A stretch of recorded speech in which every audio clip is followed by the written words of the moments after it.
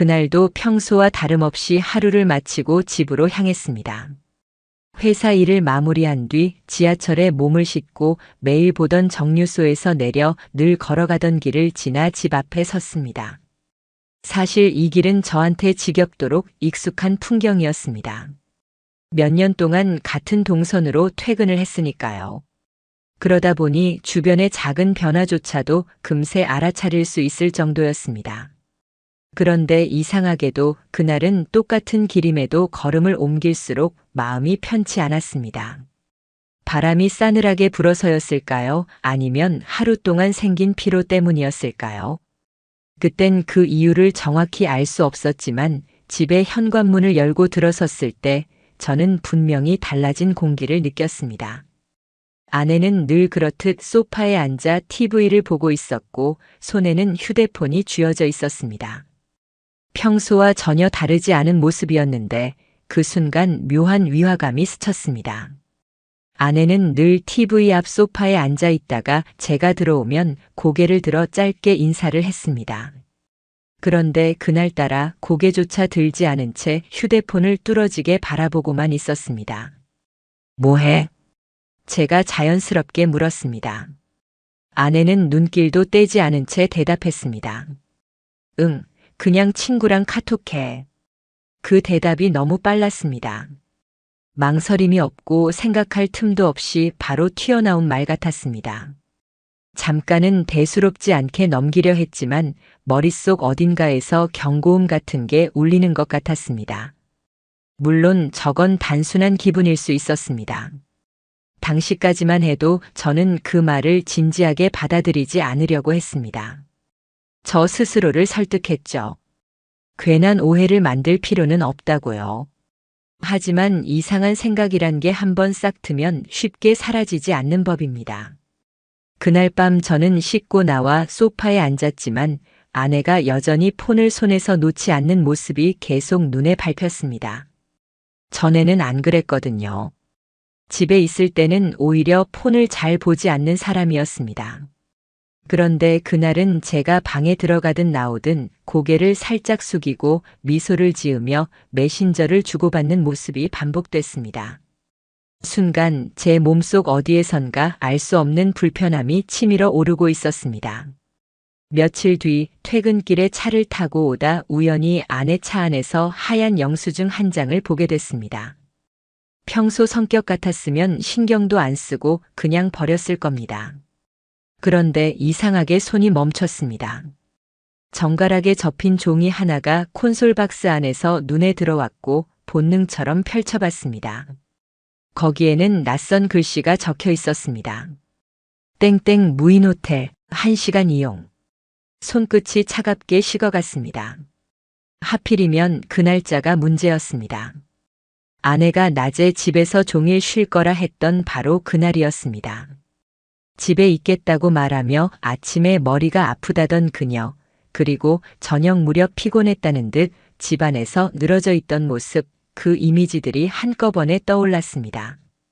아무 일도 없었다는 듯 커다란 하품을 하던 모습이 눈앞에 겹쳐지는데 그 영수증 글자가 마치 제 심장을 짓누르는 쇳덩이처럼 내려앉았습니다. 저는 그날 저녁 어느 때보다 침착하려 애썼습니다. 괜히 흥분해서 증거도 없이 다그쳤다간 제가 뒤집어 쓰는 꼴이 될 수도 있었으니까요. 그래서 평소와 다름없이 식탁에 앉아 조심스럽게 말을 건넸습니다. 요즘 낮에 좀 나갔다 오나 봐? 아내는 방금까지도 아무 일 없었다는 듯 웃더니 잠깐 고개를 갸웃하다가 피식 웃으며 말했습니다. 요즘 운동하려고 산책 좀 다니지. 집에만 있으면 답답하잖아. 그 목소리에 흔들림은 없었습니다. 오히려 준비된 답변처럼 매끄러웠습니다. 순간 등골이 서늘해졌습니다.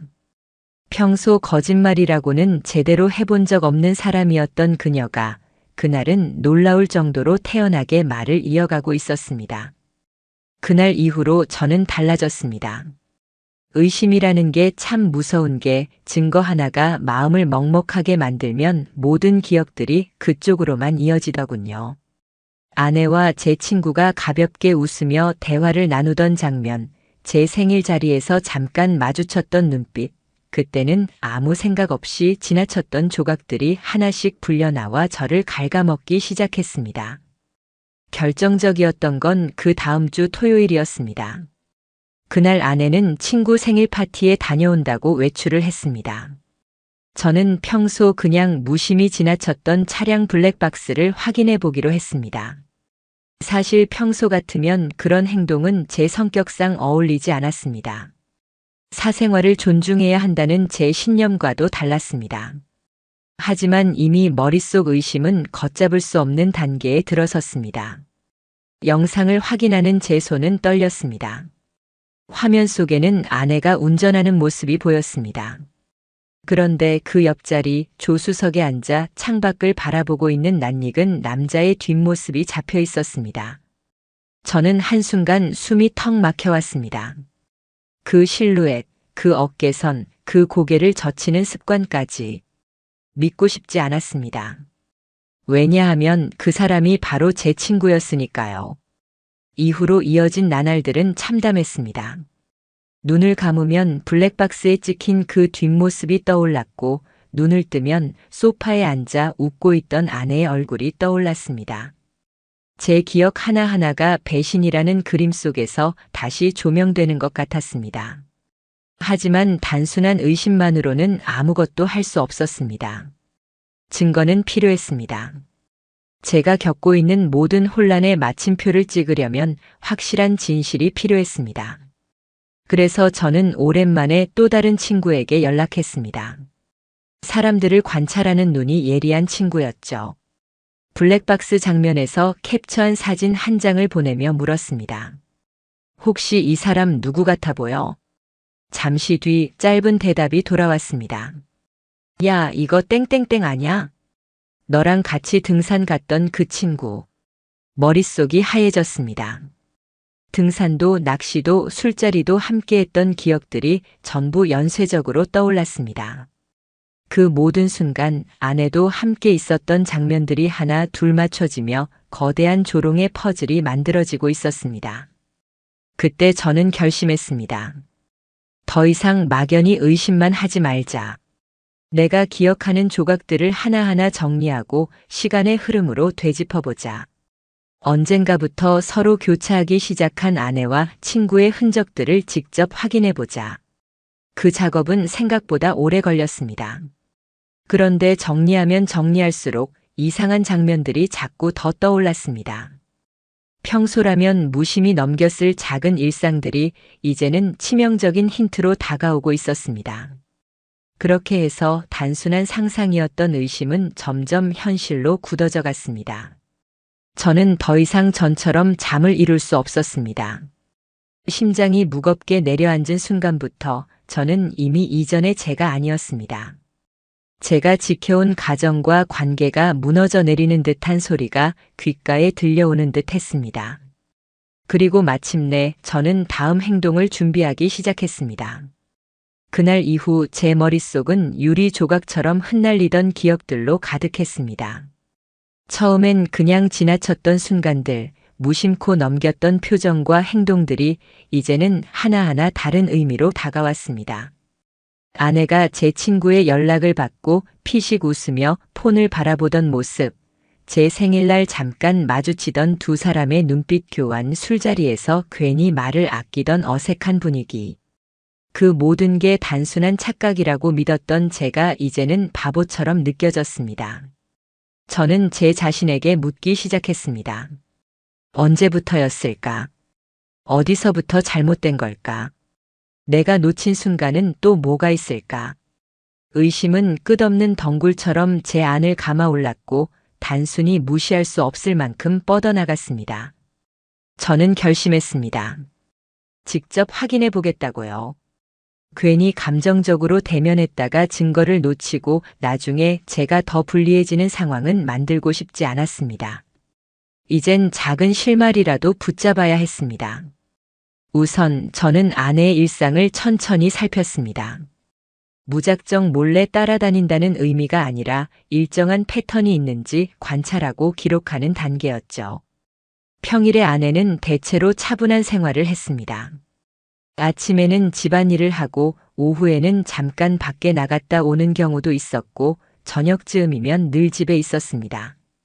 겉보기에는 달라진 게 없었습니다. 하지만 단 하나 수요일 오후만 되면 예외가 생겼습니다. 아내는 매주 거의 같은 시간대에 외출했습니다.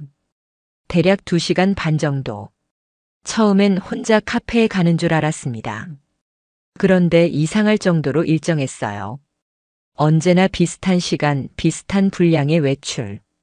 규칙적인 산책이라면 시간이 조금씩 달라야 하는데 아내의 외출은 마치 미리 짜놓은 일정처럼 일정했습니다.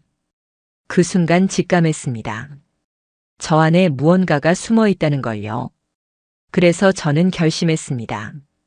다음 수요일에는 집에 일찍 들어가기로. 회사에 반차를 내고 모르게 뒤따라가 보기로 했습니다. 아내는 제가 퇴근이 늦을 거라 생각했는지 평소처럼 아무렇지 않게 집을 나섰습니다. 저는 바로 뒤이어 택시를 잡아 탔습니다. 제 차를 쓰면 들킬 수 있으니 일부러 운전대를 잡지 않았습니다. 택시기사에게 목적지를 알리지 않은 채 그저 뒤에서 멀리 따라가 달라고 했습니다. 아내의 차는 점점 도심을 벗어나 외곽으로 향했습니다. 그리고 마침내 도착한 곳은 제가 생각했던 대로였습니다. 무인 모텔이었습니다. 보통 무인 모텔 같으면 차고가 오픈되어 있는데 이곳은 구조가 달랐습니다. 외부에서 주차장이 전혀 보이지 않았고 건물 외벽도 뭔가 방음 처리가 된 듯 차단돼 있었습니다. 은밀하게 오고 가도록 설계된 장소, 전형적인 은폐된 공간이었습니다. 아내는 차를 세우고 내렸습니다. 저는 멀찍이 떨어진 곳에서 그 모습을 지켜봤습니다. 그리고 놀라운 광경을 마주했습니다. 아내가 전화를 걸며 건물 입구로 걸어가고 있었습니다. 제 귀에 들린 한마디. 응, 나 거의 다 왔어. 203호 맞지? 203호. 그 숫자가 날카롭게 가슴에 박혔습니다. 그 말이 끝나자 저쪽 골목길에서 한 남자가 등장했습니다. 모자와 마스크로 얼굴을 가린 모습, 눈에 익은 걸음걸이, 어깨 각도, 걸음 사이 간격 익숙했습니다. 제 친구였습니다. 그동안 제 곁에 있었던, 제가 믿고 의지했던 그 인간이었습니다. 순간 숨이 막혔습니다. 제 등이 식은땀으로 젖어들었고 제 안에서 밀려오던 불안이 확신으로 무너졌습니다. 하지만 전 더는 따라 들어갈 수 없었습니다. 제 눈앞에서 벌어지는 현실이 이미 제가 감당할 수 있는 범위를 넘어섰기 때문입니다. 발이 얼어붙어 그 자리에서 움직이지 못했습니다. 그래도 하나는 확실히 다짐했습니다. 진실을 마주하기 전까진 절대 아무 대면도 하지 않겠다고. 증거를 확보하고 말로가 아닌 사실로 확인해야 더는 허튼 소리 할 여지를 주지 않을 수 있겠다고 말입니다. 다음 날 저는 고민 끝에 회사에서 친하게 지내던 후배에게 연락을 했습니다. 사실 제 이야기를 꺼내는 것 자체가 굉장히 수치스러웠습니다. 제 아내의 불륜, 제 친구의 배신을 누군가에게 먼저 털어놓는다는 건 제 체면과 자존심을 무너뜨리는 일이었습니다. 하지만 혼자 끌어안고 있어선 끝이 없다는 걸 깨달았습니다. 그 후배는 예전에 잠깐 탐정 아르바이트를 한 적이 있었고 그쪽 인맥이 남아있다는 걸 알고 있었기에 용기를 냈습니다. 형, 근데 혹시 잘못 본 건 아닐까요? 저는 고개를 저었습니다. 확실하진 않지만 90% 이상은 맞아. 근데 난 확실한 증거가 필요해. 알겠습니다. 번호판이랑 얼굴 사진, 대략적인 동선만 주시면 알아봐 드릴게요. 조용히 진행할 테니까 걱정하지 마세요. 그 후배는 꼼꼼했습니다. 제가 아는 정보를 모두 모아갔고 몇 날 며칠 후 첫 번째 보고서를 내게 전달했습니다. 보고서를 펼쳐본 순간 제 손끝이 얼어붙는 듯 했습니다. 거기엔 명확한 기록들이 있었습니다. 아내와 그 친구는 총 4차례 은밀하게 만났으며 그중 2번은 동일한 장소, 동일한 숙박시설이었습니다. 하나는 무인 모텔이었고 또 하나는 한옥 게스트하우스였습니다. 게스트하우스. 그 단어가 제 눈을 의심하게 만들었습니다. 보고서엔 체크인 기록, CCTV 화면 캡처, 근처 카페에서 찍힌 영수증 시간대까지 포함되어 있었습니다. 더 충격적인 건 같은 시각 그 게스트하우스를 관리하는 주인이 그들을 기억한다는 증언이었습니다. 되게 조용하고 밝은 분위기의 부부였어요. 옛 건물에 관심 있어 하시면서 사진도 많이 찍고 그러시던데요. 부부.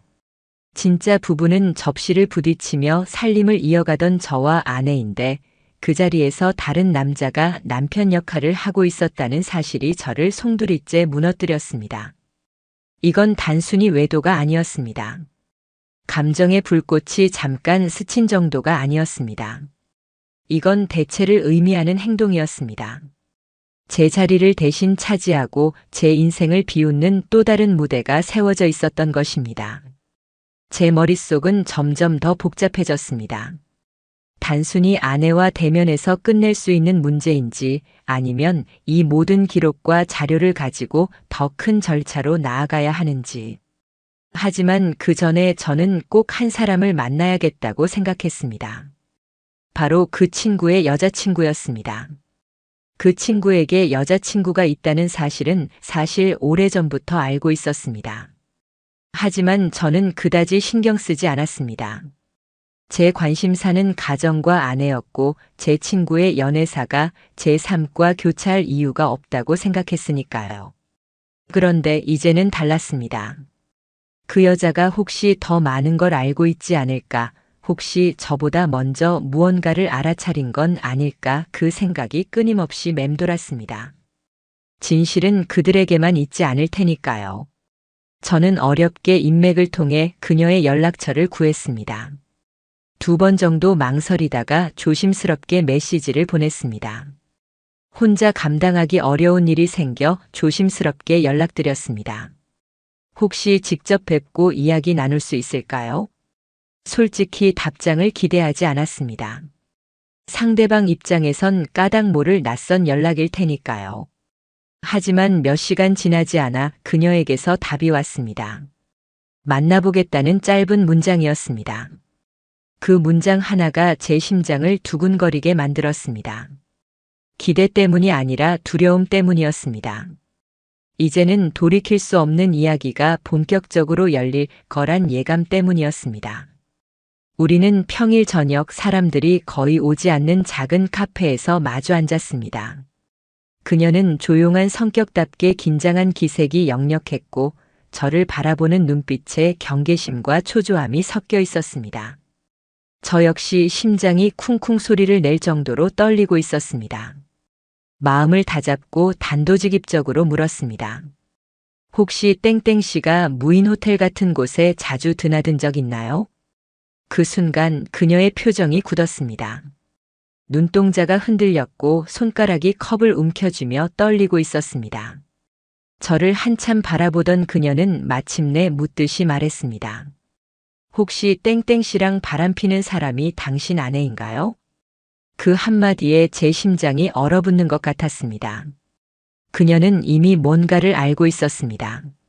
아니, 어쩌면 저보다 먼저 느끼고 있었을지도 모릅니다. 그녀는 조용히 한숨을 내쉬고는 휴대폰을 꺼내 몇 장의 사진을 보여줬습니다. 사진 속에는 제가 살던 집 근처 골목이 선명히 찍혀 있었습니다. 바로 퇴근길마다 제가 지나던 익숙한 거리였죠.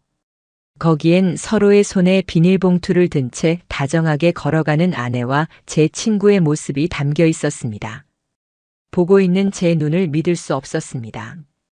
평범한 풍경, 장을 보고 돌아오는 부부 같은 모습. 하지만 실제 부부는 저와 아내였고 옆에 있는 남자는 제 친구였습니다. 그녀는 떨리는 목소리로 말을 이었습니다. 처음엔 이상했어요. 자꾸 전화기를 숨기고 주말마다 바쁘다고 연락을 피하길래 바람을 의심했죠. 그런데 설마 당신 아내일 줄은 몰랐습니다. 그녀는 끝내 테이블 위에 종이 한 장을 꺼냈습니다. 이건 제가 숨죽여 확인한 내비게이션 기록이에요. 최근 경로 중에 낯선 주소가 반복적으로 찍혀 있어서요. 저는 종이를 받아 들여다봤습니다. 그 좌표는 낯설지 않았습니다. 바로 제가 직접 목격했던 그 무인 호텔의 주소였습니다. 기록 시간대조차 제가 아내의 행적을 의심하던 수요일 오후와 정확히 일치했습니다. 그 순간 저는 더는 의심할 변명조차 찾을 수 없었습니다. 모든 증거가 하나로 이어지며 절정에 도달했습니다. 머릿속에선 뜨겁고 차가운 감정이 동시에 터져 올라왔습니다. 믿음이 산산조각 나는 순간 분노는 불길처럼 치솟았고 배신은 제 피를 얼어붙게 만들었습니다. 저는 그녀를 똑바로 바라보며 말했습니다. 저와 함께 움직여 주실 수 있나요? 진실을 끝까지 확인하려면 우리 둘의 힘이 필요할 겁니다. 그녀는 잠시 침묵하다가 고개를 끄덕였습니다. 네. 저도 이제는 끝을 봐야겠어요. 우리는 손을 맞잡고 치밀한 계획을 세우기 시작했습니다. 혼자라면 차마 실행에 옮기지 못했을 겁니다. 하지만 같은 고통을 공유하는 이가 옆에 있다는 건 역설적으로 큰 용기를 주었습니다. 다음 수요일 오후 우리는 움직이기로 했습니다. 아내와 그 인간이 다시 만나러 간다는 사실을 알고 있었으니까요. 우리 둘은 무인 모텔 주변에서 미리 대기하려 했습니다. 무작정 쫓는 게 아니라 치밀하게 동선을 분석한 뒤 그들의 차량이 자주 세우는 위치, CCTV 사각지대 출입구 동선까지 구체적으로 준비했습니다. 그날이 오기까지 일주일은 마치 한 달처럼 길었습니다. 저는 회사에 병가를 냈습니다. 마음은 이미 일상과 멀어져 있었으니까요. 그녀 역시 담담한 척 출근했지만 눈빛에는 비장함이 비쳤습니다. 퇴근하자마자 우리는 미리 빌려둔 렌터카에 올라 호텔 맞은편 도로변에 숨어 기다렸습니다. 창문을 살짝 열어두고 숨소리마저 죽이며 그 순간을 맞이했습니다. 오후 2시 38분. 익숙한 흰색 SUV가 모텔 주차장으로 미끄러져 들어갔습니다. 얼마 지나지 않아 검은색 세단이 그 뒤를 따라 들어갔습니다. 제 심장이 두근거리며 터져 나올 것 같았습니다. 아내의 차 그리고 그의 차. 두 사람은 조심스레 주위를 살펴본 뒤 거의 동시에 차에서 내렸습니다. 서로 눈빛을 마주친 후 익숙한 듯 발을 맞춰 출입구 쪽으로 걸어갔습니다. 저는 핸드폰을 꺼내 녹화 버튼을 눌렀습니다. 그녀도 옆에서 다급히 숨을 고르며 영상을 담고 있었습니다. 모자와 마스크로 얼굴이 가려져 있었지만 두 사람의 걸음걸이와 몸짓은 너무나 똑같았습니다. 무엇보다 아내의 걸음걸이는 제가 수없이 함께 걸어온 모습 그대로였습니다. 여지없이 손에 잡히듯 익숙했죠. 우리는 모든 장면을 찍었습니다. 심장이 미친 듯이 뛰고 있었음에도 손이 떨리지 않게 애썼습니다. 이 순간은 다시는 오지 않을 기회였으니까요.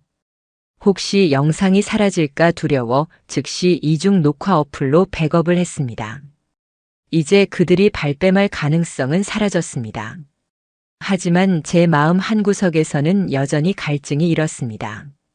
화면 속 장면만으로는 충분하지 않았습니다. 저는 그들의 목소리를 직접 듣고 싶었습니다. 어떤 말을 주고받는지, 제 등에 어떤 대못을 받고 있는지 확인해야만 했습니다. 그래서 우리는 다음 계획을 세웠습니다. 이번엔 게스트하우스였습니다. 지난 보고서 기록으로 이미 알게 된 장소. 그곳을 우리 손으로 먼저 예약하고 미리 장치를 설치하기로 한 것입니다. 정면 승부를 위한 기초 작업이자 그들의 위선적 대화를 고스란히 기록하기 위한 준비였습니다. 그렇게 배신의 본질에 더 깊이 다가갈 시간이 다가오고 있었습니다. 게스트하우스. 그 단어만 떠올려도 속이 뒤틀렸습니다. 제가 직접 예약한 공간에 제 아내와 제 친구가 당당히 들어올 걸 생각하니 손끝까지 힘이 빠져나가듯 저릿했습니다.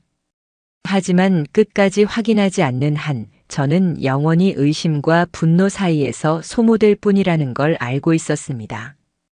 이번에는 흔적이 아니라 그들의 목소리로 그들의 죄를 직접 듣고 싶었습니다. 우리는 조용히 준비했습니다. 지난번 탐정 보고서에서 확인했던 바로 그 한옥 게스트하우스. 겉으로 보기엔 고즈넉한 여행지처럼 보이는 곳이었지만 저에겐 배신의 무대였습니다. 예약은 제 이름이 아닌 지인의 명의로 진행했습니다. 혹시라도 기록을 추적해 역으로 들통날 가능성을 차단해야 했으니까요. 예약 당일 저는 믿을 만한 지인과 함께 먼저 그 방에 들어갔습니다. 차분한 척했지만 손끝은 미세하게 떨리고 있었습니다. 몇 번이나 숨을 고르며 스스로를 다독였지만 머리와 가슴은 서로 다른 방향으로 뛰고 있었습니다. 방에 들어서자 특유의 은은한 한옥 향이 코끝에 스쳤습니다. 원래라면 편안함을 줄 향이었을 텐데 제게는 고통의 냄새처럼 느껴졌습니다. 우리는 벽시계 형태의 도청 장치를 벽면에 걸어 놓았습니다. 평범해 보이지만 휴대폰과 연동되어 실시간으로 음성을 녹음할 수 있는 장치였습니다. 그 외에도 작은 블루투스 녹음기를 책장과 인테리어 소품 사이에 교묘하게 숨겨두었습니다. 이 정도면 그 누구도 눈치채지 못할 것이었고 최소한 제가 원하던 걸 담아줄 수 있으리라 확신했습니다. 모든 확인 절차를 마치고 방을 재정리한 뒤 우리는 최대한 흔적을 남기지 않은 채 게스트하우스를 빠져나왔습니다. 차로 돌아오는 길에 제 손은 땀으로 흠뻑 젖어 있었습니다. 혹시 이 정도까지 하는 게 과한 건 아닐까, 법적으로 위험한 선택이 아닐까 하는 갈등도 있었습니다. 그렇지만 다시 마음을 붙잡았습니다. 제 인생 전체가 산산조각 나는 순간에 최소한 진실을 밝혀낼 권리마저 포기할 순 없었습니다. 며칠 후 약속된 날이 다가왔습니다. 저는 평소처럼 일상적인 척 집을 나섰습니다. 하지만 제가 향한 곳은 회사가 아니라 차 안이었습니다. 휴대폰 화면을 끊임없이 들여다보며 그 순간을 기다렸습니다. 그리고 낮 3시 조금 전 실시간 연결된 스트리밍이 시작됐습니다. 도청 장치가 방 안의 소리를 전송해 오기 시작한 겁니다. 처음엔 문이 열리는 소리, 옷깃이 스치는 부스럭거림이 들렸습니다. 그리고 이어진 웃음소리. 저는 귀를 의심했습니다. 분명 아내의 웃음이었습니다. 하지만 제가 아는 웃음이 아니었습니다. 집에서 늘 지쳐서 터뜨리던 습관적인 웃음이 아니라 너무나 밝고 가벼웠습니다. 그 어떤 걱정도 없는 듯한 웃음. 그 소리를 듣는 순간 제 몸은 얼어붙었고 심장은 서서히 뒤틀렸습니다. 곧 남자의 목소리가 들렸습니다.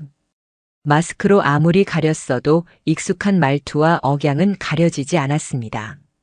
제 친구의 목소리. 오늘은 조금 더 오래 있어도 되는 거지? 응. 요즘 신경 쓰일 일 없으니까 괜찮아. 그 대화는 제게 칼날 같았습니다. 분명 그들은 제 등 뒤에서 또 다른 삶을 살고 있었습니다. 그리고 그 순간 제가 없다는 듯 대화를 이어갔습니다. 근데 너 집에서는 걔랑은 아직 같이 자? 아내의 대답은 짧았습니다. 아니야. 그런 건 진작 끝났어. 그냥 남처럼 지내는 거지. 전 숨도 쉬지 못한 채 핏대를 내리눌렀습니다. 며칠 전까지만 해도 같은 집, 같은 침대에서 누웠던 사람이 제 존재 자체를 부정하는 그 한마디를 내뱉었습니다. 그때 더 치명적인 대화가 이어졌습니다. 근데 한 번은 영수증 때문에 들킬 뻔했었어. 내 차에서 뭐 찾았더라. 야, 내가 그렇게 조심하라고 했잖아. 지금은 제일 중요한 시기야. 이때 걸리면 다 끝장이야. 그들이 조심과 시기라는 단어를 입에 올리는 순간 단순한 감정적 만남이 아니라는 걸 알았습니다. 뭔가 계획하고 있다는 암시였습니다. 이어서 아내의 입에서 믿고 싶지 않은 말이 터져 나왔습니다. 나도 이젠 정리해야겠다고 생각했어. 사실 걔가 너무 순진해서 미안할 때도 있거든. 근데 이혼하면 재산 분할로 반은 받을 수 있잖아. 요즘 법이 그러니까. 제 숨이 멎는 듯 했습니다. 그 걔는 바로 저였습니다. 제 아내가 제 모든 시간을 바쳐온 그 여자가 지금 제 돈을 계산하고 있었습니다. 사랑의 대신 재산이 오갔고 믿음의 자리에 이익이 앉아 있었습니다. 제 친구의 음성이 이어졌습니다. 그래. 지금까진 잘 끌고 왔어. 쟨 절대 먼저 폭로할 사람 아니야. 확실한 증거 잡히기 전까진 꼼짝 못할 거야. 그 말은 결정타였습니다. 그동안 제가 침묵하고 신중하려 했던 태도가 오히려 그들의 안전망이 되어버린 현실. 제 스스로 그들에게 방패를 내어주고 있었던 겁니다. 저는 휴대폰을 쥔 채로 온몸이 얼어붙었습니다. 손이 떨려 화면을 놓칠 뻔했지만 끝까지 들었습니다. 1시간 동안 이어진 대화는 저를 송두리째 날카로운 칼날로 베었습니다. 겉으론 서로를 위하는 것 같았지만 결국은 계산적이고 자기중심적인 말뿐이었습니다. 두 사람은 제 삶을 분해하고 새로운 그림을 짜맞추고 있었습니다. 모든 녹음은 클라우드에 자동 백업되었고 혹시 몰라 별도의 USB에도 저장했습니다. 더 이상 거짓말로 숨길 수 있는 여지는 사라졌습니다. 그들의 얼굴, 말투, 웃음소리, 그리고 제 존재를 부정한 대화까지. 이제는 모든 것이 제 손에 남았습니다. 그날 밤 저는 잠을 이루지 못했습니다. 눈을 감아도 아내의 웃음, 친구의 목소리가 머릿속을 맴돌았습니다. 하지만 달라진 게 있었습니다. 이전까지는 불안과 혼란뿐이었지만 이번엔 분노가 명확한 방향으로 굳어지고 있었습니다. 저는 마음속으로 다짐했습니다. 다음 단계는 그들을 한자리에 불러내는 것. 그리고 직접 묻는 것입니다. 언제부터 내 인생을 아무렇지 않게 내던졌는지. 그날이 다가오기 전까지 저는 거의 잠을 이루지 못했습니다. 마치 전쟁을 앞둔 병사처럼 머릿속에서는 수없이 많은 장면이 시뮬레이션 되었습니다. 아내의 표정, 친구의 태도, 내가 던질 질문, 그들이 내뱉을 핑계와 변명들, 그리고 그 순간 내 몸이 어떻게 반응할지도 계속 상상했습니다. 그러나 상상은 어디까지나 상상일 뿐, 진짜 현실은 언제나 곤두박질 치는 법이었습니다. 그들을 각각 따로 불러내는 건 위험했습니다. 누군가 미리 입을 맞출 수 있고 서로 간에 빠져나갈 구실을 줄 수 있으니까요. 그래서 저는 계획을 세웠습니다. 아내에게는 회사 동료들과의 모임이 있다고, 친구에게는 작은 동창회가 있다고 전했습니다. 서로 속았다는 걸 눈치채기 전 한자리에 동시에 마주하게끔 만드는 것이 제 목적이었습니다. 장소는 도심 한가운데 자리 잡은 작은 한옥 카페였습니다. 평일 저녁이면 사람들의 발길이 거의 끊기는 조용한 곳이었죠. 소란도 방해도 없는 장소. 거기서라면 그 누구도 빠져나가지 못할 겁니다. 약속한 시각은 저녁 7시. 저는 1시간이나 일찍 카페 안쪽 좌석에 앉아 있었습니다. 창문 밖으로 미묘하게 어두워지는 하늘이 보였습니다. 제 손에는 이미 증거가 담긴 작은 USB가 쥐어 있었고 제 안의 심장은 그 작은 차가움보다 훨씬 요란하게 뛰고 있었습니다. 7시 정각이 조금 지나 문이 열렸습니다. 먼저 들어온 건 아내였습니다. 언제나처럼 단정하게 꾸민 모습이었고 제게는 익숙한 포근함마저 느껴지는 겉모습이었습니다. 하지만 지금은 그 모든 것이 위선으로 보였습니다. 그녀는 내부를 둘러보다가 제가 보이지 않는다고 생각했는지 잠시 의아한 표정을 지었습니다. 3분 뒤 두 번째 문이 열렸습니다. 들어온 이는 바로 제 친구였습니다. 순간 공기가 얼어붙는 듯 했고 두 사람은 서로를 보는 순간 걸음을 멈췄습니다. 예상치 못한 상황임을 직감한 듯 눈빛이 크게 흔들렸습니다. 그리고 거의 동시에 고개를 돌려 주변을 둘러봤습니다. 그 시선 끝에 앉아있던 저와 직면했습니다. 저는 천천히 자리에서 일어섰습니다. 그들의 얼굴에는 충격, 두려움, 그리고 아직 믿기지 않는 혼란이 뒤섞여 있었습니다. 저는 말없이 걸어가 그들 앞에 섰습니다. 단어 하나 꺼내지 않아도 제 눈빛과 표정만으로 제가 무엇을 알고 있는지 충분히 알 수 있었을 겁니다. 아내가 먼저 입을 열었습니다. 여기서 뭐해? 그 목소리는 떨리고 있었습니다. 어쩌면 제 눈을 정면으로 마주할 용기가 없었던 걸지도 모릅니다. 친구는 아무 말도 하지 않은 채 고개를 살짝 숙이며 한 발 물러섰습니다. 늘 당당하던 모습도 농담을 던지던 얼굴도 사라지고 오히려 비겁하게 침묵으로 일관하고 있었습니다. 저는 천천히 의자에 앉아 가지고 있던 USB를 테이블 위에 올려놓았습니다. 작은 물체가 탁 하고 부딪히는 소리가 의외로 크게 울렸습니다. 이 안에 뭐가 들어있는지 너희 둘은 대충 알겠지? 그 순간 아내와 친구의 얼굴빛은 동시에 달아올랐다가 사라졌습니다. 핏기가 가신 얼굴은 순식간에 두려움으로 변해갔습니다. 아내가 급히 말을 이었습니다. 잠깐만 오해야. 정말 그냥 몇 번 흔들렸던 거고 오래 가진 않았어. 우리가 막. 그녀의 말은 저는 끝까지 듣고 싶지 않았습니다. 한 번도 단 한 번도 그녀의 입에서 진실된 사과가 먼저 나온 적 없었습니다. 언제나 변명, 언제나 피해자인 척, 언제나 책임을 피해 다녔습니다. 저는 손을 들어 단호히 잘라냈습니다. 내가 다 들었어. 너희가 무슨 말 했는지, 어디서 만났는지, 어떻게 내 돈까지 계산하고 있었는지 다 들었어. 친구는 그제야 입술을 깨물다가 말을 꺼냈습니다. 미안하다. 정말 감정이 흔들려서 그런 거야. 넌 몰랐겠지만 나도 힘든 시기가 있었고. 저는 그의 말을 자르며 차갑게 말했습니다. 내가 묻고 싶은 건 그게 아니야. 언제부터였지? 몇 번이나 만났어? 왜 하필이면 나였어? 제 질문은 사실 답을 원해서 던진 게 아니었습니다. 그저 그들의 입에서 스스로 죄를 인정하게 하고 싶었던 겁니다. 그러나 아내는 전혀 예상 못한 반응을 보였습니다. 그녀는 갑자기 눈물을 흘리며 고개를 떨궜습니다. 나는 그냥 외로웠어. 그 한마디가 제 귀에 망치처럼 내려앉았습니다. 외로웠다고요? 제가 함께 웃어주고 먹고 걸으며 보낸 그 수많은 시간이 전부 무가치했다는 뜻입니까?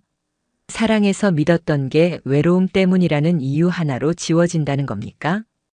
저는 낮게 웃으며 말했습니다. 외로웠다고 내 친구랑 그렇게 지낸 게 정당화되니? 아내는 아무 대답을 하지 못했습니다. 그 옆에서 친구가 한숨을 내쉬더니 굳은 표정으로 이렇게 말했습니다. 우리 둘 다 잘못한 건 알고 있어. 근데 이렇게 될 줄 몰랐어. 몰래 끝날 줄 알았다고. 순간 저는 참았던 웃음이 터졌습니다. 몰래 즐겼어야 한다는 말이야? 끝까지 숨겼어야 한다고? 친구는 고개를 돌린 채 아무 대답도 하지 않았습니다. 아내는 이제야 무릎을 꿇듯 고개를 깊게 숙이며 흐느꼈습니다. 잘못했어. 처음엔 우연이었어. 그런데 그게 점점 통제가 안 됐어. 저는 담담히 말했습니다. 우연이 아니었어. 의도였고 계획이었고 계산이었어. 더는 긴 대화가 필요 없었습니다. 저는 차갑게 말했습니다. 용서는 없어. 이제 내 인생을 더는 소비하지 마. 그리고 테이블 위 USB를 들어 다시 내려놓으며 말했습니다. 이건 증거야. 너희가 어떻게 서로를 아꼈고 어떻게 나를 지워나갔는지가 다 들어있어. 이걸로 법적으로 정리할 거야. 그날 카페 안은 몇 분 동안 완벽한 침묵에 잠겼습니다. 아내의 흐느낌과 친구의 숨죽인 한숨만이 울렸습니다. 그러나 그 침묵보다 더 강한 건 제 마음속에서 이미 결론이 내려졌다는 사실이었습니다. 그들은 그 순간을 결코 잊지 못할 겁니다. 그리고 저 또한 제 인생에서 가장 쓰라린 선택을 그 자리에서 확실히 다져버렸습니다. 그날 두 사람과의 대면 이후 저는 곧장 법률사무소에 전화를 걸었습니다. 감정적으로만 끝내고 싶지 않았습니다. 배신한 그들을 용서할 마음도 더 이상 감싸줄 이유도 없었으니까요. 그동안 제 인생을 농락하고 심지어 제 미래까지 손에 넣으려 했던 사람들. 그들이 떠나면서 제게 남길 건 폐허뿐이라는 생각이 들자 최소한 제가 할 수 있는 건 법으로라도 책임을 묻는 것뿐이었습니다. 며칠 후 변호사 사무실을 찾았습니다. 제 손에는 두꺼운 봉투가 들려 있었고 그 안에는 제가 수개월 동안 애써 모은 기록들이 들어 있었습니다.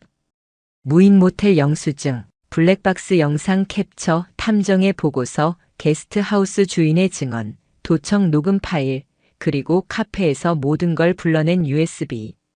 변호사는 묵묵히 자료를 한 장씩 꺼내 검토했습니다. 그리고 조용히 고개를 끄덕였습니다. 이 정도면 위자료 청구는 물론이고 형사고소까지 가능합니다. 그 말은 제게 독이자 해독제였습니다. 당연히 씁쓸했습니다. 애초에 내 아내, 내 친구라는 사람들이 제 가정을 지켜야 할 사람들이었는데 이제는 법정에서 상대방으로 만나야 한다는 현실이 견디기 어려웠습니다. 그렇지만 동시에 기묘하게 숨이 트이는 기분도 있었습니다. 드디어 저 혼자만의 싸움이 아니라 공적인 영역으로 넘어간다는 사실이 제 등을 밀어주었습니다. 소장은 빠르게 접수됐고 절차는 곧장 돌기 시작했습니다. 아내에게는 이혼 청구와 정신적 손해배상 청구가 들어갔습니다.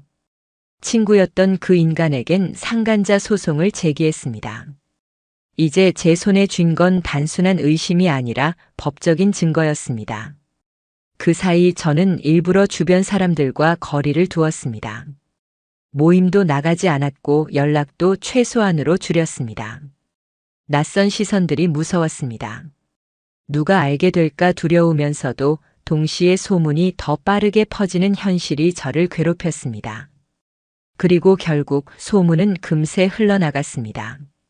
어느 날 오랫동안 연락 없던 지인에게 전화가 왔습니다. 야, 그 얘기 진짜야? 내 아내랑 그 친구랑? 저는 대답 대신 짧게 한숨을 내쉬었습니다.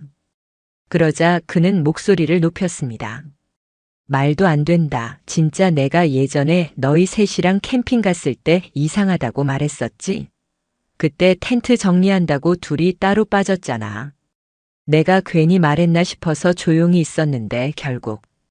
그제야 그 기억이 또렷이 떠올랐습니다. 그 캠핑에서 두 사람이 사라졌던 시간.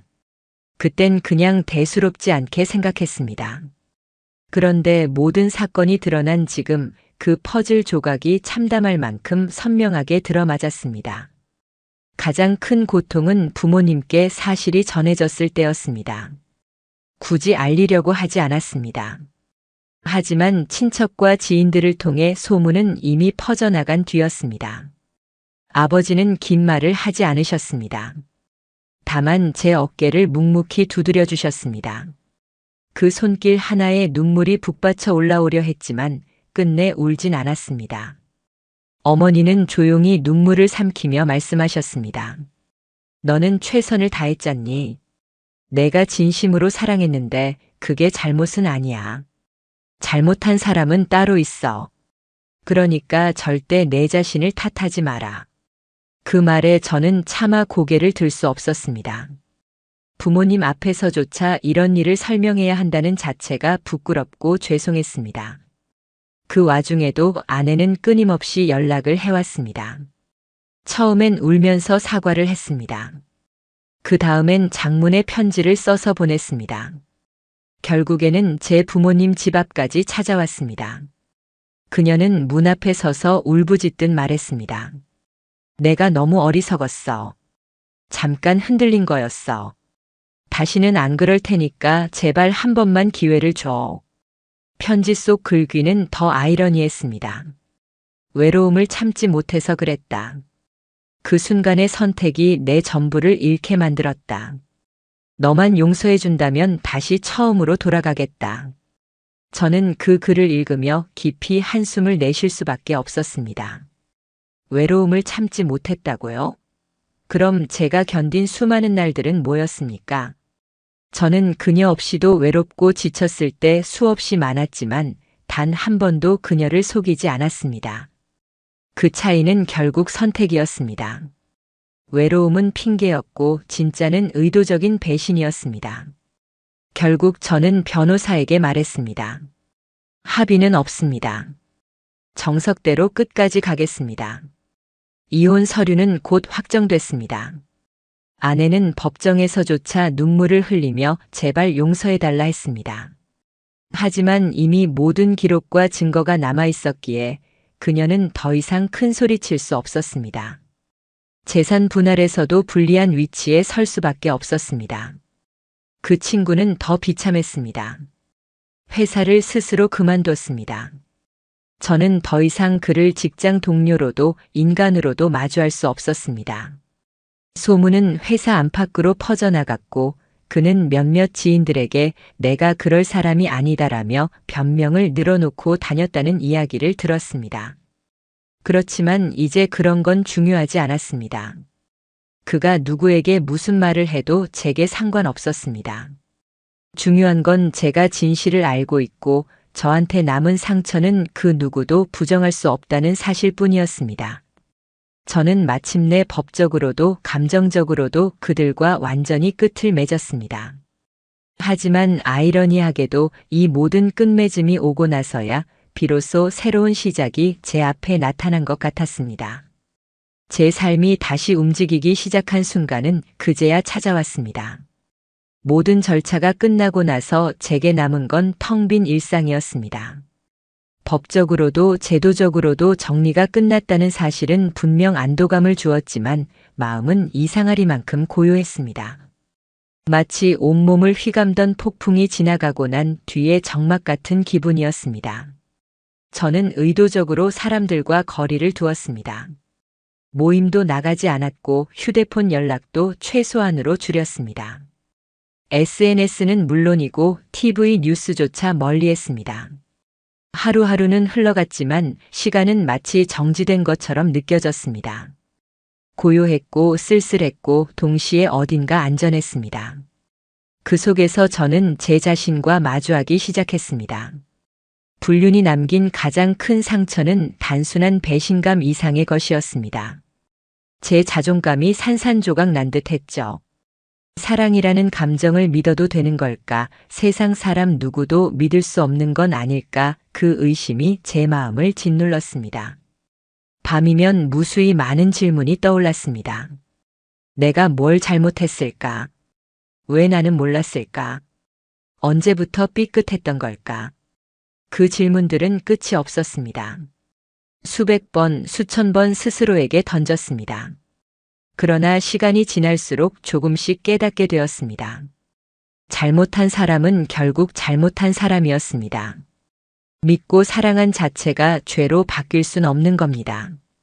저는 사랑했기에 믿었던 것이고 그건 인간으로서 당연한 선택이었습니다. 배신은 그들의 몫이지 제 몫이 될 수 없었습니다. 그 깨달음은 한순간 찾아온 게 아니라 조금씩 스며드는 빛 같았습니다. 작은 균열 사이로 들어온 햇빛이 서서히 방 안을 채우듯이요. 저는 조금씩 일상을 다시 세워가기 시작했습니다. 출근길에 항상 지나치기만 했던 공원에 발을 들였습니다. 잠깐 걷는 산책이 처음엔 어색했지만 서서히 하루의 시작을 열어주는 작은 의식처럼 느껴졌습니다. 퇴근 후엔 휴대폰을 내려두고 책을 집어들었습니다. 조용히 활자를 따라가다 보면 복잡했던 생각들이 잠시 정리되었습니다. 주말엔 혼자 카페에 앉아 음악을 들으며 창밖 사람들의 움직임을 바라보곤 했습니다. 남들과 비교하지 않고 그냥 현재에 머무는 시간. 그 평범한 일상이 오히려 제게는 가장 큰 위로였습니다.